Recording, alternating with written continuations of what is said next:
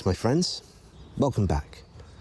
Today we're going to take a coracle ride over the Irish Sea to the land of Ireland once again. But this time we're going to get a story from the Finean Cycle. So the Finean Cycle focuses on Fionn McCool, the leader of the warrior band called the Fianna.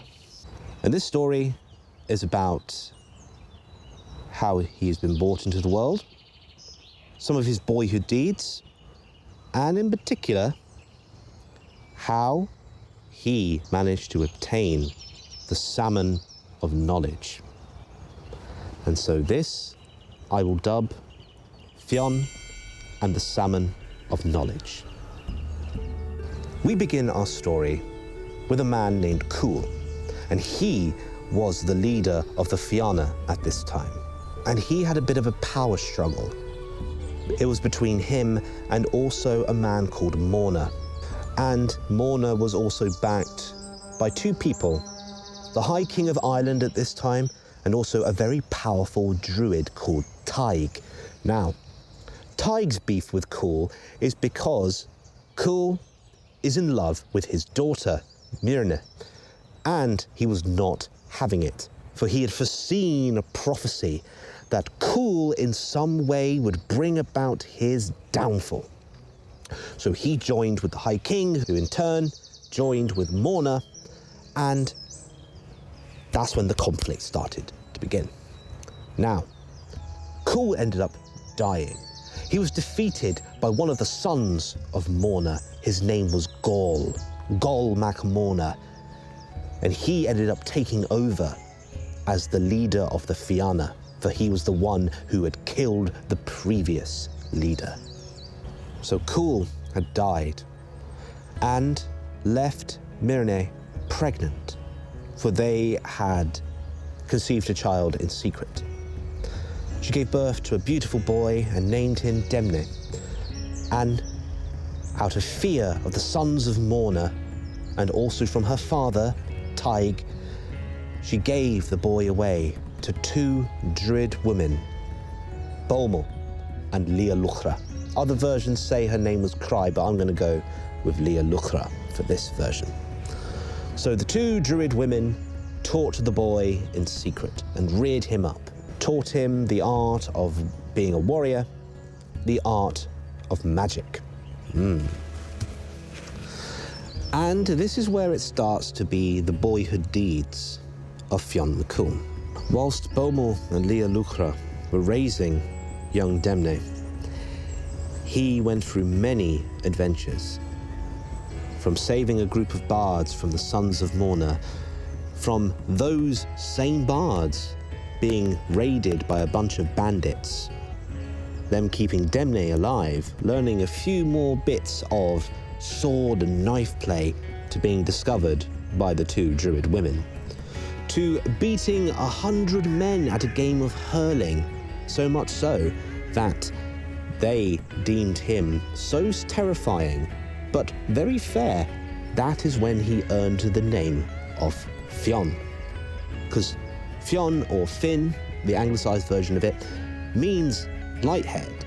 Eventually, Bohmul and Leah Luchra ran out of things to teach young Demna, and decided that it was best for him to seek out on his own. And he did. He travelled far and wide and did many deeds for various kings of Ireland. The problem was he couldn't stay in their employment for much longer. Because he completed tasks so well, they automatically thought that he must have been the son of Cumhaill, which means they would always turn him away out of fear for the sons of Morna, for they were gaining on his scent. So he kept travelling, doing loads of other various deeds, until finally he came to the River Boyne, where he encountered a wandering druid.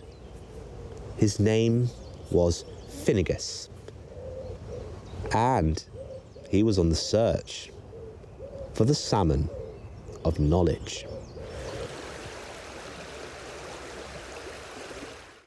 Finnegas has been searching for the salmon of wisdom for a very long time. Many, many years he has sat at the bank of the Boyne, waiting to catch the salmon. For he had a vision, a dream, that one salmon had eaten 9 hazelnuts from the well of Segesh in the other world, in Tir na Nug, and has travelled the 5 streams of the senses until finally making its way to the Boyne River. And so there he was, waiting once again, but yet to catch anything, until he countered young Fionn. He had took a liking to the boy, so much so that he finished his training in the ways of poetry. They spent many days at the bank, training, conversing, swapping poetry and phrases with each other, trying to get a flow going. And this happened for a good few months, until one day, whilst they were exchanging poetry by the side of the bank, but they had also shared with each other what the salmon of knowledge was and why Finnegas was so determined to catch it. Then one day there was a tug at the line. With all his strength, Finnegas pulled at the line until finally out of the water came a salmon. He knew for an instant it was the salmon of wisdom, and he managed to catch it in a basket and make sure that it was all secure. They had finally catched the salmon. Hey! And so they were planning to cook that salmon and eat it. Well, Finnegas was planning to catch and cook and eat it. But that is what he's been waiting for all this time. And they were just about to do it. But then suddenly, something deep within Finnegas made him say this to young Fionn. I'm going to go get some firewood. You keep cooking the salmon, and then I will eat it and gain the imbas I have been searching for all my life. Whatever you do, make sure it's perfectly cooked and do not eat it. You promise me? Yes, master, I promise. I won't eat it, said young Fionn. And so Finnegas went off. And Fionn sat there, perfectly cooking the salmon, turning it around, making the skin have a nice crisp, nice colour, making sure it was perfect. And then one of the blisters of the skin of the salmon suddenly burst. And like in another story that I have told, the same thing that happened to young Fionn Bark. 3 drops of the oil of the fish flew into the air and landed on the thumb of Fionn. And instinctively, he put his thumb in his mouth. And just like Fionn, he had gained the Arwen, he had gained the imbas, and his mind was open, senses were heightened, and he knew everything. Any question he would ask in his brain would be answered. It would be revealed to him in a vision. But, funnily enough, his thumb was still in his mouth. As soon as he removed the thumb from his mouth, the vision stopped. Everything was back to normal. And so, Finnegas came back. He saw young Fionn, and he knew that he was a little bit more enlightened than he had been before. Tell me what happened, boy.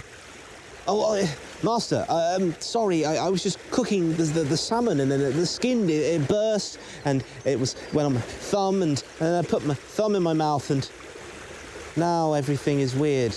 Only when I put my thumb in my mouth. I don't understand what's happened to me. I promise I've not eaten it, master. I don't know. Finnegas sat down next to Fionn and said, It's all right. Whilst about, I had some time to think. And, to be fair, my vision told me that I would be the one to catch the salmon. But It did not say that I would be the one to consume it. Eat the rest of the fish, young Fionn. You've earned it. Just as you have earned the wisdom it has granted you. And so, young Fionn ate the salmon. He gobbled it all up. It was very delicious. After some more pondering, Finnegas said to Fionn, I think it's time that you found your own destiny now. You're the son of Cumhaill, aren't you? I think I am, yes, master, said Fionn. Then I think it is time. You are old enough, and you are wise enough now, to go and claim your father's seat. You should be the leader of the Fianna, just as your father was. And with the knowledge you have gained, and the training, you will do great things for the land of Erin. That I know to be sure. And so, Fionn, accepting his full name, Fionn McCool, packed his things, said goodbye to Finnegas, his beloved mentor, and set off into the land of Ireland once again, to the hill of Tara, to regain his leadership of the Fianna. And that was Fionn and the Salmon of Knowledge. Lots of interesting parallels to take away. Unlike Taliesin, Fionn could only access his great knowledge by sucking his thumb, a trait that isn't shared with his Welsh counterpart. But I think it adds to the uniqueness of Fionn McCool. And there are many other stories of Fionn McCool in the Finean Cycle, and I will probably tell them to you at a later time. But thank you for listening, my friends. I hope you enjoyed this story. Safe travels, and I'll see you again very soon. Take care.